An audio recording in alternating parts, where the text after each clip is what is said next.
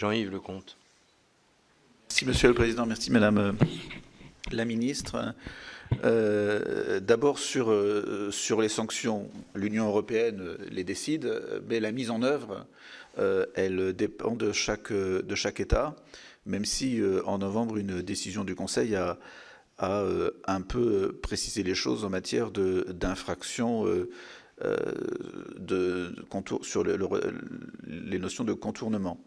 Toutefois, est-ce que vous considérez qu'on peut en rester avec les principes que nous avons aujourd'hui en matière de surveillance du respect des sanctions, c'est-à-dire finalement, une fois que les décisions sont prises, on confie ça aux États membres? Ne faudrait-il pas au mieux affirmer le besoin d'un OFAC européen, ou au moins donner des nouvelles compétences au parquet européen sur ce sujet pour, en tout cas, les pays qui font partie de cette coopération renforcée? Si on ne le fait pas maintenant, je me demande quand est-ce qu'on avancera sur ce sujet.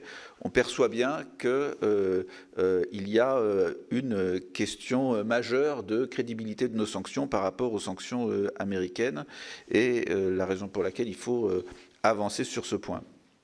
Deuxième question, la question des céréales ukrainiennes.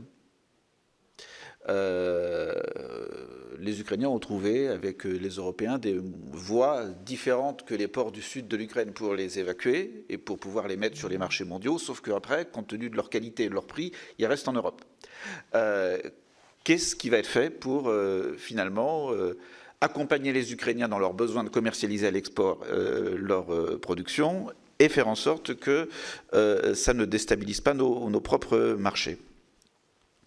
Autre question un peu dans la foulée de Didier Marie sur les prémices d'une crise financière. On voit les taux qui augmentent et qui peuvent engendrer de nouveaux risques. Donc c'est une première inquiétude, et la deuxième inquiétude, c'est les taux qui augmentent alors que nous avons besoin d'investissements en matière de Green Deal, et aussi en matière, et ça a été évoqué, toutes les industries qui savent faire de la mécanique et qui pourraient aller vers des productions de munitions en particulier, eh bien, si elles n'ont pas des taux intéressants pour investir, elles ne le feront pas.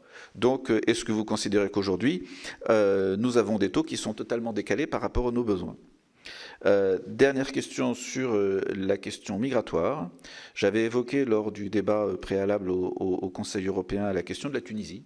En fait, on a l'impression que l'Union européenne est tétanisée par rapport à ce qui se passe dans ce pays, avec les risques que ça engendre et qu'on voit aujourd'hui, parce qu'avec ce qui s'est passé en matière de propos du président vis-à-vis des subsahariens, ça a engendré des départs rapides avec énormément de morts vers l'Europe. Il y a la question du respect de l'état de droit dans ce pays. Est-ce qu'on va avoir une réaction qui sera encore plus mauvaise que celle qu'on a eue en 2011, ou est-ce qu'on va essayer, pour une fois, d'avoir vis-à-vis d'un pays qui est vraiment en situation très très compliquée et qui est majeur finalement pour assurer la stabilité de l'Union européenne, est-ce qu'on va avoir une politique vis-à-vis de la Tunisie et de ce qui s'y passe aujourd'hui? Et sur les questions migratoires, il me semble que depuis les propositions du Conseil européen sur le pacte asile-migration, nous avons quand même deux éléments majeurs nouveaux. Le premier, c'est ce que nous avons vécu avec les réfugiés temporaires, c'est-à-dire finalement sans Dublin et avec le droit au travail d'une part, et deuxièmement une situation du marché du travail en Europe qui est différente et qui mériterait que le Conseil demande à la Commission de revoir ses propositions initiales à l'aune finalement de l'expérience ukrainienne et de l'évolution du marché du travail.